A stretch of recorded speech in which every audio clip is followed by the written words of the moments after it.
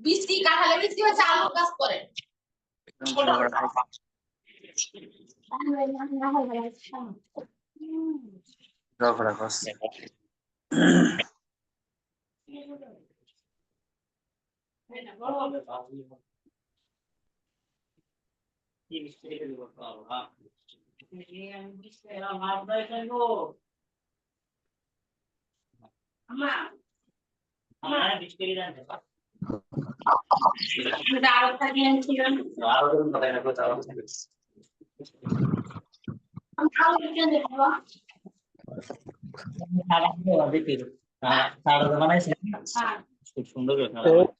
ভাই ফরহাদ ভাই আপনার আওয়াজ করতেছেন আওয়াজ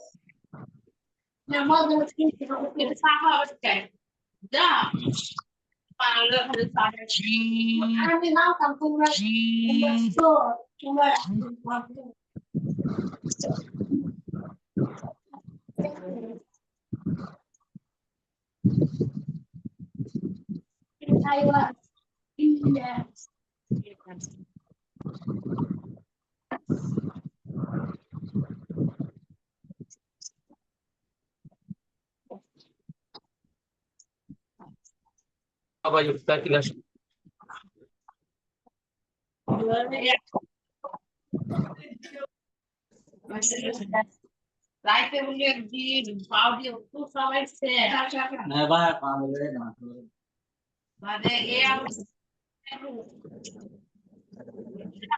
নাও মানে এ নাও থেকে বাবা কাছে কি অবস্থা শুরু হইলো বুঝতে পারছি না তো মহিলারা কথা বলে কোথা দিয়ে সবাই আনমিউট থাকি সাথী ভাইরা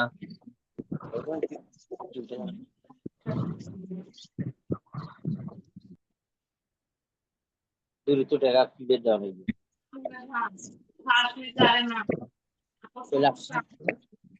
ডিউটি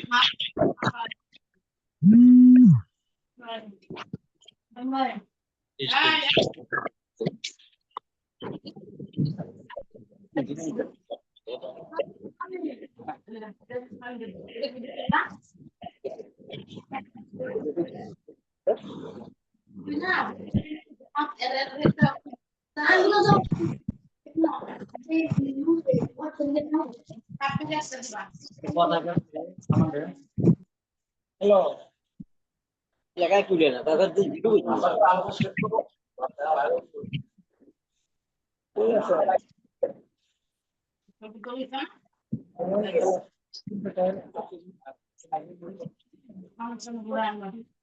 বাকি মাহা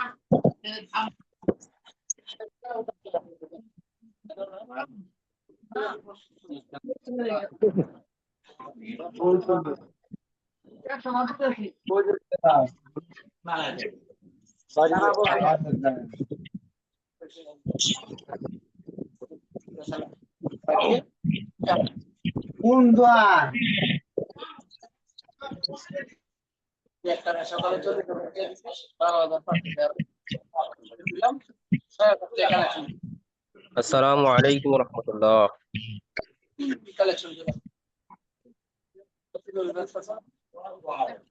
সাথী ভাইরা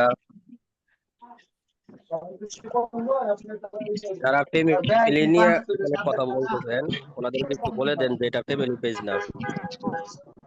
হ্যাঁ হ্যাঁ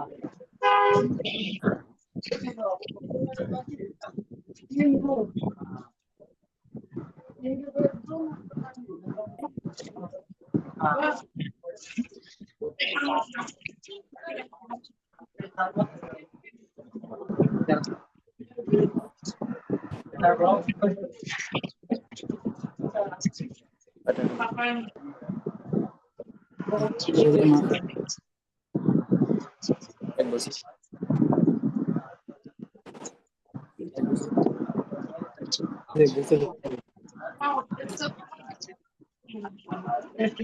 সার্টিফিকেট দিবে না আগে যাইতে হবে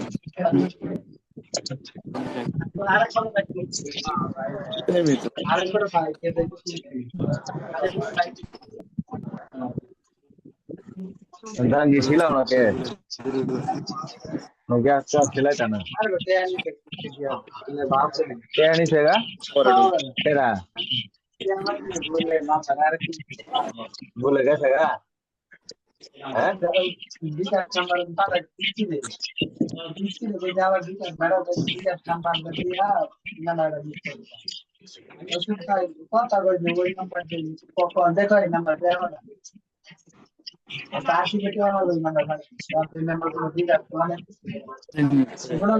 এবারে বিকাশ না খোলা গেল তো টেয়া যাইতো না টেয়া গেছে না থেকে ফোনটা দেখো সবাই যে নাম্বার বিকাশ নাম্বার টেয়া যাবো কেমনে টেয়া যায় না তো কোনো অপশনই নাই আতিকে ফোন দিছ প্রবাসীর ভাই তাওহিদ ভাই আপনারা যে সমস্যা করতেছেন ভাই কথা বন্ধ করলে ভালো হয়। এটা কিন্তু ঠিক হচ্ছে না। আপনারা লেনদেনের আলোচনা করবেন আর মিউট হয়ে তারপরে করেন।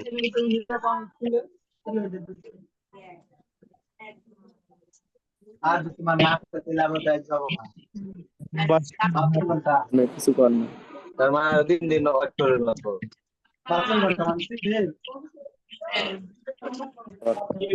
ছাত্র তো আছে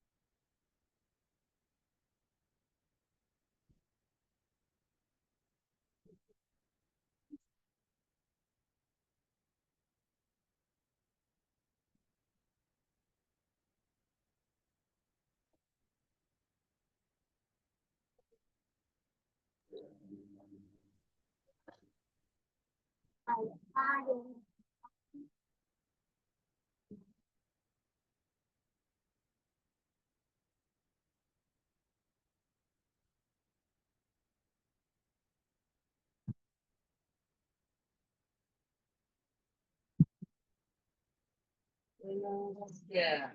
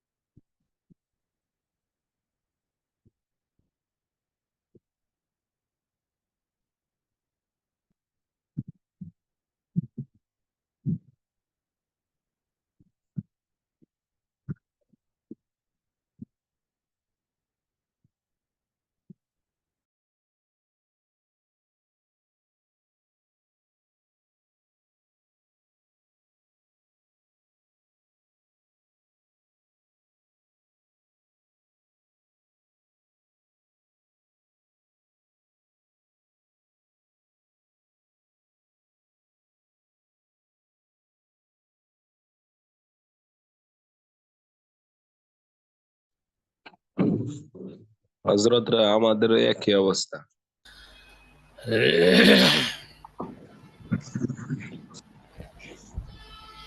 السلام عليكم ورحمة الله وبركاته. وعليكم السلام ওয়ালাইকুম ورحمة আসসালাম الله ওয়া وعليكم রাহমাতুল্লাহি السلام ওয়া ورحمة বারাকাতুহু। الله وبركاته. السلام ورحمة الله وبركاته. الله وبركاته. আপনারা ভালো আছেন সবাই? জি الحمد আলহামদুলিল্লাহ। لله. الحمد لله أستاذ আপনি কেমন আপনি আছেন? কেমন আছেন? আপনি কেমন আছেন? আলহামদুলিল্লাহ। আমাদের আজকের আলোচনা 238 নম্বর কায়দা থেকে।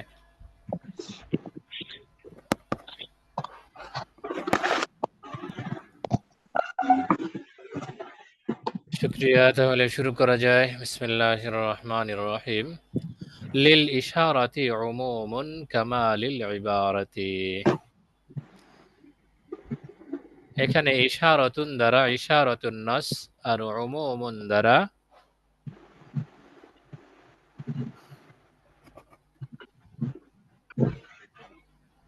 লিল ইবারাতি দ্বারা ইবারাতুন নাস উদ্দেশ্য। তাহলে ইবারাতুন নাস এর যেমন ব্যাপকতা রয়েছে তেমনি ইশারাতুন নাস এরও ব্যাপকতা রয়েছে। লিল ইশারাতি উমুমুন, ইশারাতুন নাসেরও ব্যাপকতা রয়েছে কামা লিল ইবারাতি, যেমন ইবারাতুন নাসের ব্যাপকতা। আমার খাতা কই?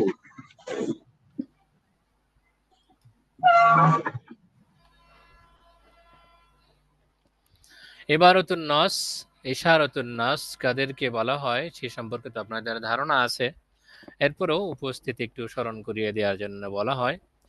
যে উদ্দেশ্যে ইবারতটা বলা হয় সেটা হলো ইবারাতুন নাস।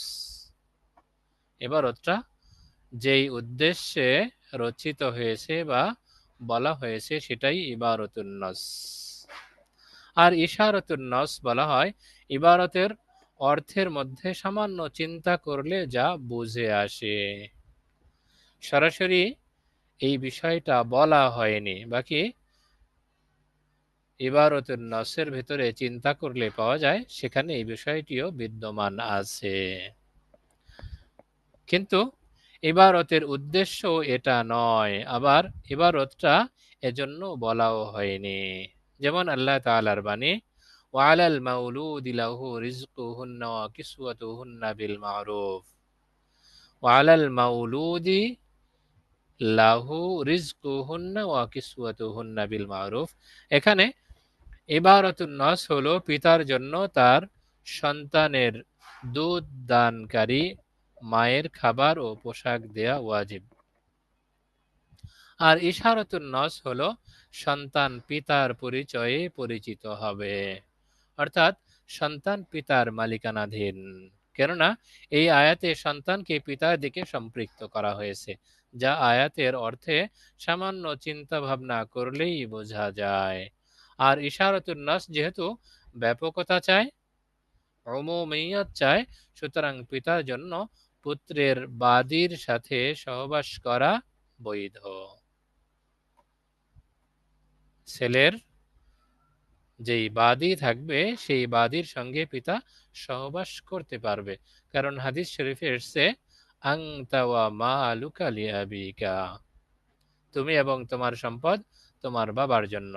সন্তানের সম্পদ বাবার সম্পদ, তো বাবার সম্পদ বাদী হলে যেহেতু তার সঙ্গে সহবাস করা যায়, অতএব ছেলের যে বাদী আছে সেটাও বাবার সম্পদ হিসেবে বাবা তার সঙ্গে সহবাস করতে পারবে।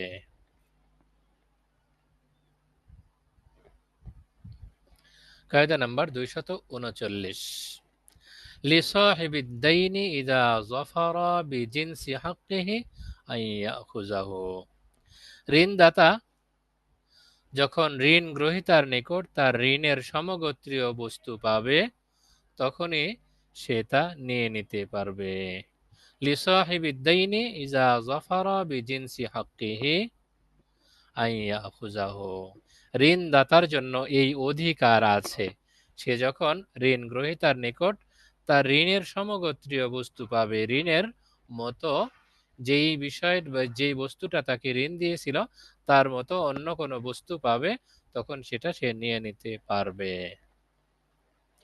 সুতরাং ঋণদাতা যদি ঋণ গ্রহীতার কোনো সম্পদ হস্তগত করে এবং সেটা ঋণের সমগোত্রীয় হয়, তাহলে সে তার ঋণ থেকে সেটা কেটে রাখতে পারবে, কর্তন করতে পারবে। এটা তো ছিল ওই সময়ের কথা যখন মানুষ তার লেনদেনটা পরিষ্কার পরিচ্ছন্ন রাখত, স্বচ্ছতার সঙ্গে লেনদেন করত। বর্তমান যুগে যেহেতু অবস্থাটা একটু বেশি ব্যতিক্রম, মানুষ ঋণ নিতে জানে, দিতে জানে না। অবস্থাটা এইরকম হওয়ার কারণে বর্তমান সময়ের সিদ্ধান্ত হলো, ফুকাহে ইকরাম বলেছেন, কেউ যদি কাউকে ঋণ দেয় এবং তার সমগোত্রীয় সম্পদ না পায়, তাহলে যে কোনো সম্পদ হস্তগত হলেও সে সেটা নিয়ে নিতে পারবে।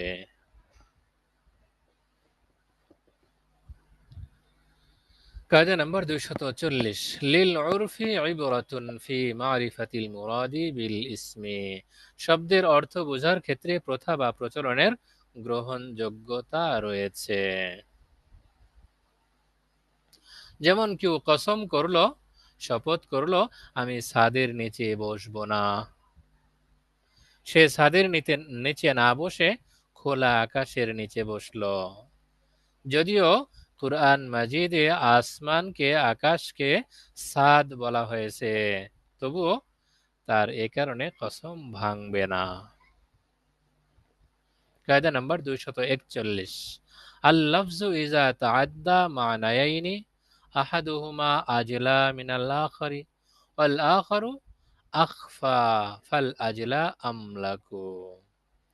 একটি শব্দের একাধিক অর্থ থাকলে কোনো একটি অর্থ যদি অধিক স্পষ্ট হয় এবং অপরটি অস্পষ্ট হয়, তাহলে স্পষ্ট অর্থটি প্রযোজ্য হবে। আল লাফজু ইজা তাআদ্দা মানায়াইনি, যখন কোনো শব্দের একাধিক অর্থ থাকবে, আহাদুহুমা আজলা মিনাল আখারি, যার দুইটির একটি অধিক স্পষ্ট, আল আখারু আখফা, আর অপরটি অস্পষ্ট, ফাল আজলা আমলাকু, তাহলে স্পষ্ট অর্থটি প্রযোজ্য হবে, গ্রহণযোগ্য হবে। যেমন আল্লাহ রাব্বুল আলামিনের বাণী, ওয়ালাকিন ইউআখিযুকুম বিমা আক্কাদতুমুল আইমান, এর মধ্যে বিমা আক্কাদতুম শব্দ দ্বারা হানাফি ইমামগণ উদ্দেশ্য নেন স্পষ্ট এবং প্রকাশ্য অর্থ, যার সম্পর্ক ভবিষ্যতের সঙ্গে। কেননা আয়াতের অর্থ থেকে কসমকে পূর্ণ করার কথা বোঝা যায়, যা ভবিষ্যতের সঙ্গেই সম্পৃক্ত। সুতরাং কাফফারা শুধু ভবিষ্যৎ সম্পর্কিত কসম ভঙ্গের কারণেই আসবে।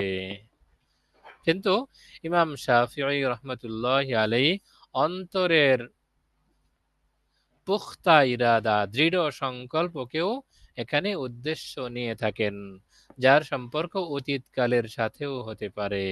তাই তিনি অতীতকাল সম্পর্কিত কসম ভঙ্গের কারণেও কাফফারা ওয়াজিব হওয়ার কথা বলে থাকেন। কিন্তু হানাফি ইমামদের মতটি অধিক স্পষ্ট, যা আয়াত থেকে স্পষ্ট বুঝে আসে। সুতরাং এটাই উদ্দেশ্য হবে।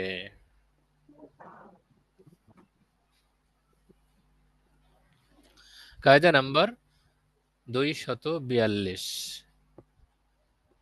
লিল হালাতি মিনাদ দালালাতি কামা লিল মাকালাতি। লিল হালাতি মিনাদ দালালাতি কামা লিল মাকালাতি, যেমনি ভাবে কথার হুকুম রয়েছে তেমনি ভাবে অবস্থারও হুকুম রয়েছে। লিল হালাতি মিনাদ দালালাতি কামা লিল মাকালাতি, যেমনি ভাবে কথার হুকুম রয়েছে তেমনি ভাবে অবস্থারও হুকুম রয়েছে। তবে দুটি পারস্পরিক সাংঘর্ষিক হলে তখন কথাটা প্রাধান্য পাবে। অবস্থা এবং কথা উভয়টার মাঝে যদি সাংঘর্ষিক হয়ে যায়, সংঘর্ষ তৈরি হয়, বিরোধ দেখা দেয়, তখন কথাটাই প্রাধান্য পাবে। কারণ অবস্থার ইঙ্গিতের তুলনায় কথা অধিক শক্তিশালী। যেমন আমানতের বস্তু আমানতদারের হাতে নষ্ট হয়ে গেলে যেমন জরিমানা দিতে হয় না, তেমনি ভাবে আমানতদার ওই বস্তু তার পরিবারস্থ কারো কাছে রাখলে যদি নষ্ট হয়ে যায়, তাহলেও জরিমানা দিতে হবে না, যদিও বস্তুর মালিক মৌখিকভাবে তার পরিবারস্থ লোকের কাছে রাখার অনুমতি দেয়নি, কেননা অবস্থা এটাই দাবি করে যে ওই বস্তু তার একার পক্ষে সংরক্ষণ করাটা সম্ভব নয়। অতএব সে নিজে সংরক্ষণ করার পাশাপাশি যদি পরিবারের অন্য কারো কাছে অর্পণ করে, এটা একটু রেখে দাও, এটা একটু জমা রাখো, হেফাজত করো, এরপরেও যদি যথাযথ হেফাজতের পরে সেটা নষ্ট হয়ে যায়, তখন ব্যক্তি সেটার দায় নেবে না।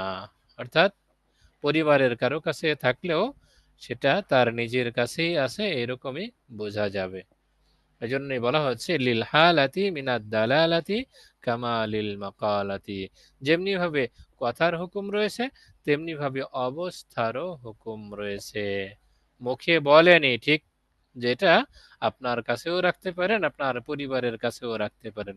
যেহেতু পরিবারের প্রতি মানুষ নির্ভরশীল হয়, অতএব পরিবারের কাছে রাখার কথা না বললেও পরিবারের কাছে রাখার কারণে ধ্বংস হয়ে গেলে, নষ্ট হয়ে গেলে তার জরিমানা দিতে হবে না।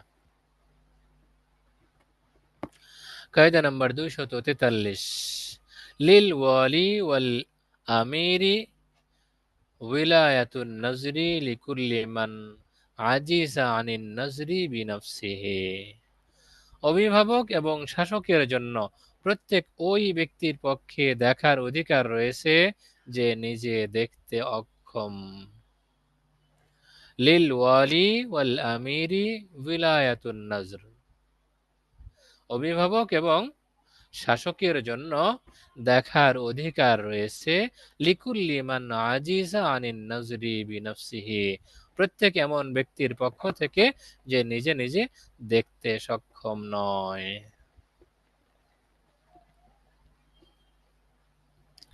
এখানে ওলি দ্বারা শহরের শাসক আর আমির দ্বারা মুসলমানদের শাসক উদ্দেশ্য, রাষ্ট্রপ্রধান বা খলিফা। সুতরাং তারা ওই ব্যক্তির পক্ষে কাজ করার অধিকার রাখে যারা নিজে নিজের কাজগুলো করতে অক্ষম, যেমন এতিম বাচ্চা, পাগল ইত্যাদি। কায়দা নাম্বার 244, লা বা'সা বিদাফ'i বা'জিল মালি আলা সাবিলিদ দাফ'i আনিল বা'জি ইযা খাফা জিহাবাল কুল্লি বা জাহাবাল কুল্লি। লা বা'সা বিদাফ'i বা'জিল মালি আলা সাবিলিদ দাফ'i আনিল বা'জ ইযা খাফা জাহাবাল কুল, যখন পূর্ণ সম্পদ হারানোর ভয় থাকে, আশঙ্কা থাকে, তখন আংশিক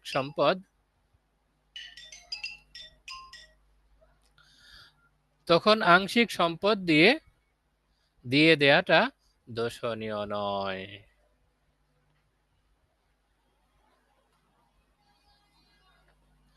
লা বা'সা বিদাফ'i বা'জিল মালি আলা সাবিলিদ দাফ'i আনিল বা'জি ইযা খাফা জাহাবাল কুল, যখন পূর্ণ সম্পদ হারানোর আশঙ্কা থাকে, তখন আংশিক সম্পদ বাঁচানোর উদ্দেশ্যে আংশিক সম্পদ দিয়ে দেওয়াটা জায়েজ আছে, দোষণীয় নয়।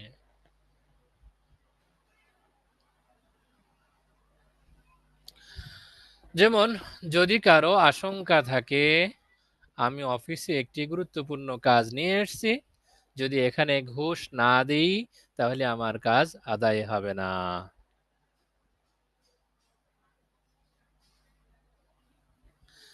আর কাজ আদায় না হলে আমার পুরো সম্পদই হাতছাড়া হয়ে যাবে, পুরো সম্পদই নষ্ট হয়ে যাবে। তাহলে ফুকাহায়ে কেরামের সিদ্ধান্ত হলো এমন ব্যক্তি কিছু টাকা ঘুষ হিসেবে দিলেও তার কোনো গুনাহ হবে না, পুরো সম্পদ নষ্ট করার তুলনায় কিছু সম্পদ দিয়ে দেওয়া এটা বৈধ, দোষণীয় নয়। এজন্যই বলা হয়েছে লা বা'সা বিদাফ'i বা'জিল মালি আলা সাবিলিদ দাফ'i আনিল বা'জি ইযা খাফা যাহাবাল কুল, যখন পূর্ণ সম্পদ হারানোর আশঙ্কা থাকে তখন আংশিক সম্পদ বাঁচানোর উদ্দেশ্যে আংশিক সম্পদ দিয়ে দেওয়া এটা দোষণীয় নয়। কায়দা নাম্বার 245 লা তারজিহা বিকাসরাতি আদাদির রুয়াতি ইন্নামা হুয়া বিফিকির রাবি।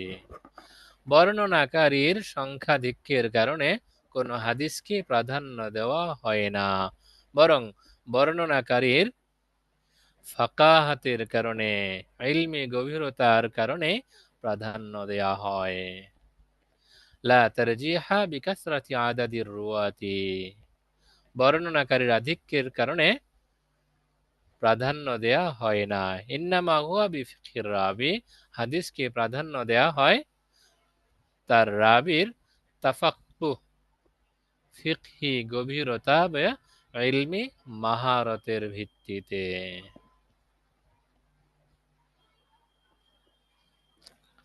এজন্যই বলা হয় হযরত আয়েশা সিদ্দিকা রাদিয়াল্লাহু তাআলা আনহা অনেক পুরুষ সাহাবী থেকেও উত্তম। হযরত বেলাল রাদিয়াল্লাহু তাআলা আনহু যদিও গোলাম ছিলেন, তিনি অনেক স্বাধীন পুরুষ থেকেও উত্তম।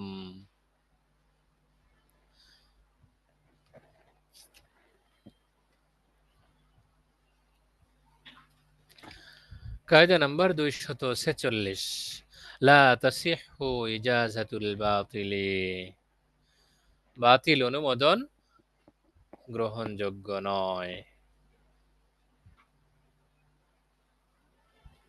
লা তাসিহু ইজাজাতুল বাতিলি, বাতিল অনুমোদন গ্রহণযোগ্য নয়।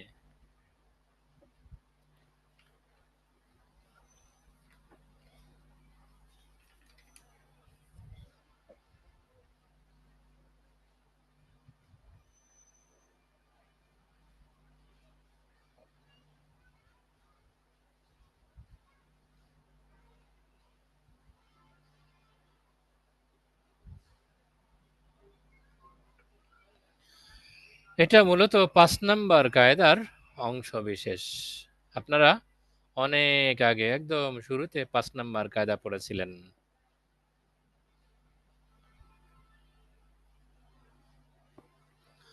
লা তাসিহু ইজাজাতুল বাতিলি, বাতিল অনুমোদন গ্রহণযোগ্য নয়। আমরা 5 নাম্বার কায়দায় চলে যাই, দেখি 5 নাম্বার কায়দা পড়া হয়েছিল আল ইজাজাতু ইন্নামা তালহাকুল মাওকুফা লাল বাতিলা ওয়ালা ফিল জাইজি।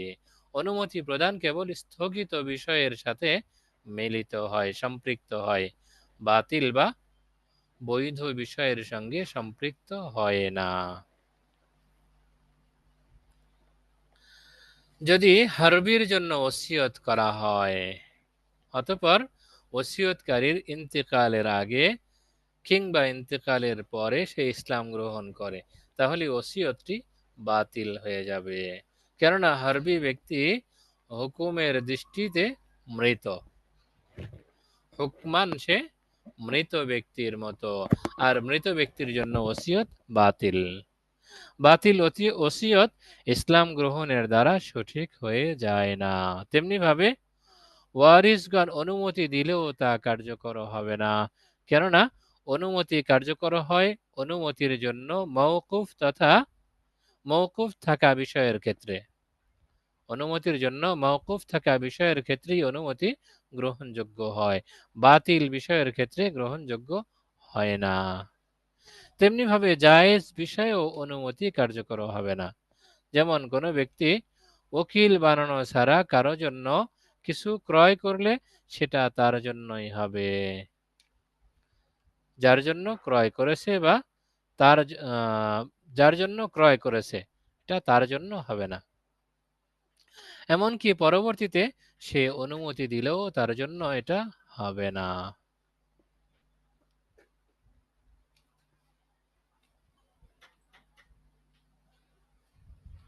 কায়দা নাম্বার 247 লা তাসিহু তাসমিয়াতু ফি শাত্তা মিনাল উকুদি মা জাহালাতিন।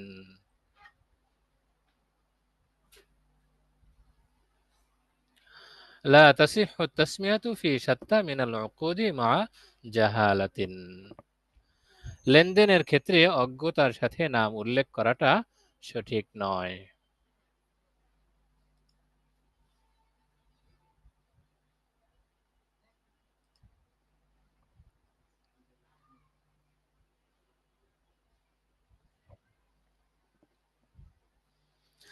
যেমন যদি কাফেররা মুসলমানের সাথে এই মর্মে চুক্তিবদ্ধ হয় যে তারা প্রতি বছর 100 বাহন দেবে এবং 100 কাপড় দেবে, তাহলে এই চুক্তি বাতিল বলে বিবেচিত হবে। কারণ বাহন এবং কাপড় উভয়টি এমন প্রাণী ও এমন বস্তু যার বিভিন্ন প্রকার ও ধরন রয়েছে। অতএব লা তাসিহু তাসমিয়াতু ফি শাত্তা মিনাল উকুদি মা জাহালাতিন, লেনদেনের ক্ষেত্রে অজ্ঞতার সাথে নাম উল্লেখ করাটা সঠিক নয়। কায়দা নাম্বার 248, লা তামনাউল জাহালাতু ফিস সিফাতি সিহহাতাত তাসমিয়াতি ফিমা বুনিয়া আমরুহু আলা তাওয়াসসুই কান নিকাহি। যেসব বিষয়ে সহজতা ও শিথিলতার ভিত্তিতে কাজ চলে সেখানে গুণাবলীর অজ্ঞতা নামকরণে বা চুক্তির সহিহ হওয়ার ক্ষেত্রে বাধা দেয় না। লা তামনাউল জাহালাতু ফিস সিফাতি সিহহাতাত তাসমিয়াতি ফিমা বুনিয়া আমরুহু আলা তাওয়াসসুই, যেসব বিষয়ে সহজতা ও শিথিলতার ভিত্তিতে কাজ চলে সেখানে গুণাবলীর অজ্ঞতা নামকরণে বা চুক্তি সহিহ হওয়াকে বাধা দেয় না। যেমন বিয়ে।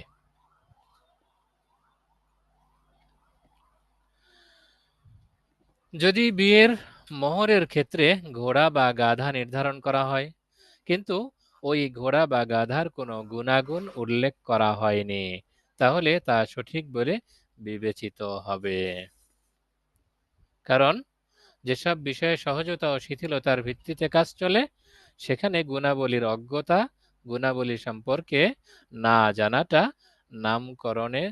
নামকরণ সহি হওয়াকে বাধা দেয় না।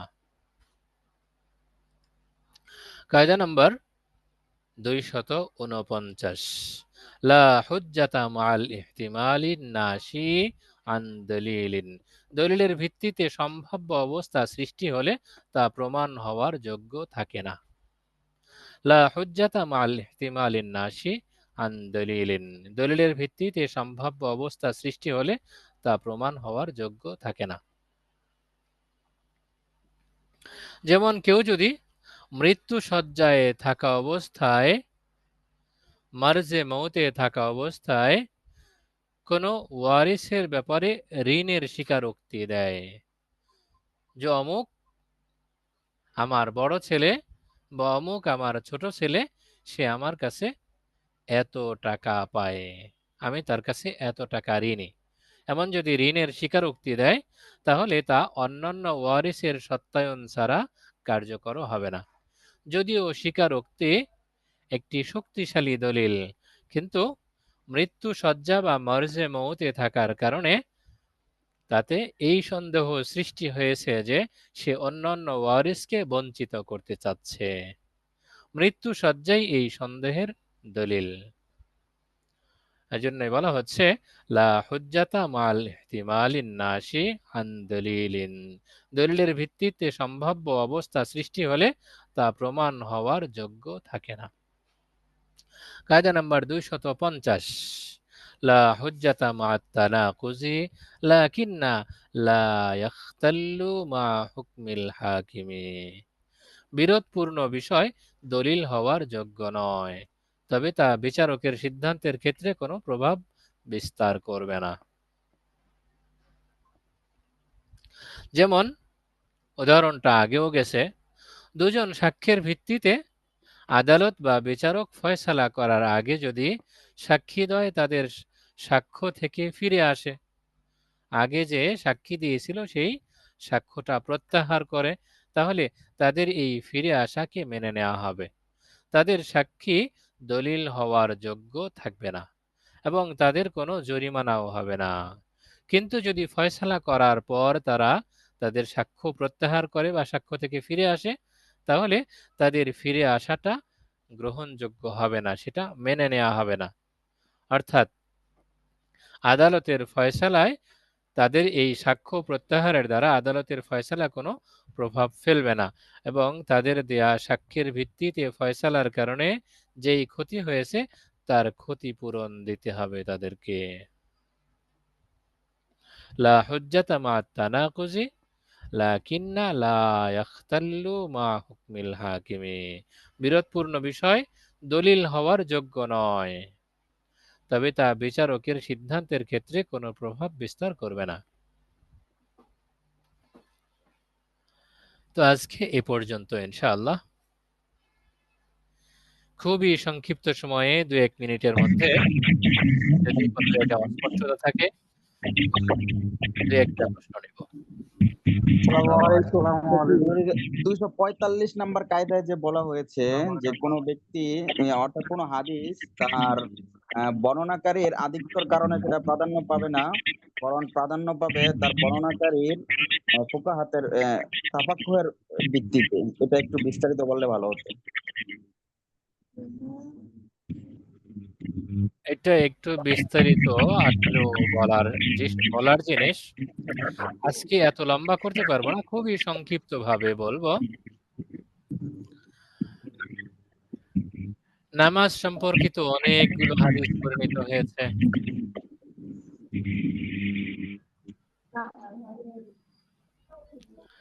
তো নামাজ সম্পর্কিত হাদিসগুলো বর্ণনা বিভিন্ন সাহাবী করেছেন। যেমন নামাজে থাকা অবস্থায় রফে ইয়াদাইন করা হবে কি হবে না? রফে ইয়াদাইনের পক্ষে রুকুতে যাওয়ার সময়, রুকু থেকে ওঠার সময়, সিজদায় যাওয়ার সময়, সিজদা থেকে ওঠার সময়, এই যে জায়গাগুলো, এই জায়গায় হাত উত্তোলন করা হবে কি হবে না এ সম্পর্কে 2 ধরনের হাদিসই পাওয়া যায়। মনে করেন কিছুক্ষণের জন্য ধরলাম রফে ইয়াদাইনের পক্ষে 15টি হাদিস আছে। 15 জন রাবী, 15 জন বর্ণনাকারী হাদিস বর্ণনা করেছেন। নবী সাল্লাল্লাহু আলাইহি ওয়াসাল্লাম এই বিষয়টা এইভাবে করতেন, রফে ইয়াদাইন করতেন, এটা প্রমাণ পাওয়া গেল। 15 জন রাবী বর্ণনা করেছেন। আবার রফে ইয়াদাইন না করার বিষয়ে 1 জন বা 2 জনের বর্ণনা পাওয়া গেল।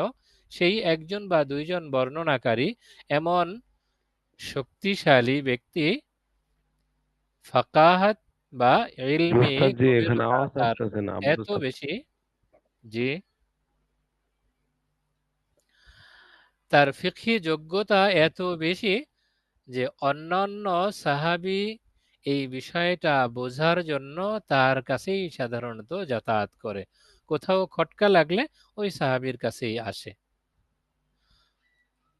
অতএব যেই সাহাবী বর্ণনা করছেন নবী সাল্লাল্লাহু আলাইহি ওয়াসাল্লাম নামাজে রফে ইয়াদাইন করতেন না, রফে ইয়াদাইনের বিষয়ে ছাড়াই তিনি নামাজের বিষয়টা বর্ণনা দিলেন।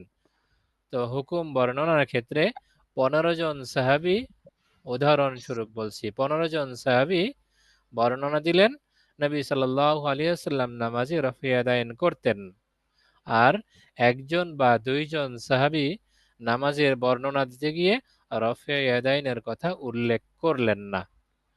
তাহলে দলিল হিসাবে এখানে 15 জন সাহাবীর কথা গ্রহণযোগ্য হবে নাকি 1 জন বা 2 জন সাহাবীর কথা গ্রহণযোগ্য হবে? এই কায়দায় বলছে লা তারজিহা বিকাসরাতি আদাদির রুআতি ইন্নামা হুয়া বিফিকহির রাবি। বর্ণনাকারীর সংখ্যাধিক্যের কারণে কোনো হাদিসকে প্রাধান্য দেওয়া হবে না, বরং বর্ণনাকারীর ইলমি ইনহিমাক, ইলমি গভীরতার কারণেই প্রাধান্য দেয়া হবে। হযরত আব্দুল্লাহ ইবনে মাসউদ রাদিয়াল্লাহু তাআলা আনহু সাহাবায়ে কেরামের মাঝে ইলমি গভীরতা সম্পন্ন একজন ব্যক্তি। হযরত আয়েশা সিদ্দিকা রাদিয়াল্লাহু তাআলা আনহা, অন্য অনেক সাহাবী একটা হাদিস অনেকজন বর্ণনা করলেন, আবার ওই বিষয়টাই হযরত আয়েশা সিদ্দিকা রাদিয়াল্লাহু আনহা ভিন্ন রকম বর্ণনা করলেন। কোনটা গ্রহণযোগ্য হবে? তো যার ফাকাহাত বেশি তারটা গ্রহণযোগ্য হবে। এখানে আমরা চলমান একটা শব্দ ব্যবহার করতে পারি, কোয়ালিটি গ্রহণযোগ্য হবে, কোয়ান্টিটি নয়, সংখ্যা অনেক বড়, কিন্তু ওই সংখ্যা থেকে মুখ ফিরিয়ে নিতে হবে। কে বলেছে সেদিকে লক্ষ্য করতে হবে। ঠিক আছে ইনশাআল্লাহ। আসসালামু আলাইকুম জি উস্তাদজি। উস্তাদজি, আমার প্রশ্ন হলো, ঋণ উস্তাদজি, গ্রহীতা ব্যক্তি যদি সে ঋণ না দেয় এবং বোঝা যায় সে ঋণ দিবেও না, এখন তার অগোচরে তার না জানা মতে তার থেকে অন্য কোনো সম্পদ নেওয়া যাবে কিনা এই পরিমাণ? বুঝিনি আবার। ঋণ গ্রহীতা ব্যক্তি সে ঋণ দিচ্ছে না এবং জি। তার অবস্থা থেকে মনে হচ্ছে সে ঋণ দিবেও না, এখন তার না জানা মতে তার অন্য কোনো সম্পদ থেকে এই পরিমাণ মাল নেওয়া যাবে কিনা, নিতে পারবে কিনা ঋণদাতা? হ্যাঁ, এটা তো আলোচনা করাই হলো। যদি অবস্থা এমন হয় সে ঋণ নিয়েছে, দিচ্ছে না, দেয়ার সম্ভাবনাও নেই, তাহলে তার যে কোনো সম্পদ ঋণদাতার হস্তগত হলে সে ওখান থেকে তার ঋণ সমপরিমাণ নিয়ে নিতে পারবে। আসসালামু আলাইকুম এবারে উস্তাদজি। 245 নাম্বার কায়দাটা কি শুধু কি হাদিসের ক্ষেত্রে 244 প্রযোজ্য নম্বর একটা কায়দার উপরে নাকি একটা প্রশ্ন ইতিহাস ছিল। বা অন্য শাস্ত্রের জন্য প্রযোজ্য? 245 নম্বর কায়দা এটা শুধুই হাদিসের ক্ষেত্রে প্রযোজ্য নয়, অন্য ক্ষেত্রেও প্রযোজ্য। জি উস্তাদজি, 244 নম্বর কায়দার উপরে একটা সওয়াল ছিল। জি। যেমন যদি কোনো ব্যক্তি ডাক্তারের কাছে যায়, তখন দেখা যাচ্ছে ডাক্তারের যে পিএস থাকে, তখন তাকে 100 টাকা 200 টাকা এরকম ঘুষ বা 200 টাকা দিয়ে সিরিয়াল আগে পিছে করা হয়। এটা কি ওস্তাদজি ঘুষের পর্যায়ে ধরা হবে কিনা? হ্যাঁ, এটা ঘুষ হিসেবেই ধর্তব্য হবে। ডাক্তারকে দেখানোর বিষয়টা একটু আগে আর একটু পরে, এতটুকুই তো পার্থক্য। ডাক্তারকে দেখানো যাচ্ছে, যদি অবস্থা এমন হয় আমার রোগীটা মারা যাবে, ডাক্তারকে দেখানোর সুযোগই হবে না, তাকে টাকা না দিলে সে সিরিয়াল দেবেই না, তখন এই অবকাশ আছে। এমনি যদি 2-3 ঘন্টার ব্যবধান হয়, 2-3 ঘন্টা আগে এগিয়ে আসার জন্য 100-200 টাকা দেওয়া হলো। বিষয়টা তো আসলেও ডাক্তারকে দেখানো যাচ্ছে, যতক্ষণ পর্যন্ত দেখানোর অবকাশ আছে শুধু সিরিয়াল মেনটেন, এটা তো সবখানেরই বিষয়। যখন আপনি যদি টাকা দেয়া শুরু করবেন বা আমি টাকা দেয়া শুরু করব, আমাকে দেখে আরেকজন টাকা দেবে। এভাবে অবস্থা এমন হতে পারে যে লাইনে বা সিরিয়ালে 20 জন আছে, দেখা যাবে ঘটনাক্রমে 20 জনই টাকা দিয়েছে। জি প্রথম জন সবার সিরিয়াল আপন অবস্থায় বহালই থাকবে। আর আমরা যদি টাকা না দেই তাহলে কারো সিরিয়ালই কম বেশি হবে না। অতএব এখানে ডাক্তার যেহেতু দেখানো যাচ্ছে, অতএব সেখানে ঘুষ দেওয়ার অবকাশ নেই। জি উস্তাদ জি, 244 নাম্বার কায়দার ক্ষেত্রে যে বলা হয়েছে যে সম্পূর্ণ সম্পদ নষ্ট হওয়া যদি অবকাশ থাকে, মানে নষ্ট হয়ে যাবে, এক্ষেত্রে কিছু সম্পদ দিয়ে ওইটা বাঁচানো। এখন তো অনেক ক্ষেত্রে আমাদের চাকরি হয় না, দেখা যায় ডিপার্টমেন্টের চাকরির ক্ষেত্রে গুড চাই 10 লাখ 20 লাখ, এটা কি দেওয়া তাহলে জায়েজ হবে? হ্যাঁ, এই বিষয়গুলো এইরকমই বলা হয়েছে, যদি অবস্থা এমন হয় প্রার্থীর যথাযথ যোগ্যতা আছে, যোগ্যতা থাকা সত্ত্বেও শুধুই বাধা ঘুষ, ঘুষ না দিলে চাকরি হচ্ছেই না, তখন যথাযথ যোগ্যতা থাকার শর্তে যদি চাকরি নাই হয় তখন ঘুষ দেওয়ার অবকাশ আছে। জি ঠিক আছে ইনশাল্লাহ। তো আজকে এ পর্যন্তই। আরো বিস্তারিত কোনো প্রশ্ন থাকে ইনশাল্লাহ আগামীকাল নেব। সুবহানাল্লাহ। সালাম আলাইকুম। ওয়ালাইকুম আসসালাম ওয়া রাহমাতুল্লাহি ওয়া বারাকাতুহু।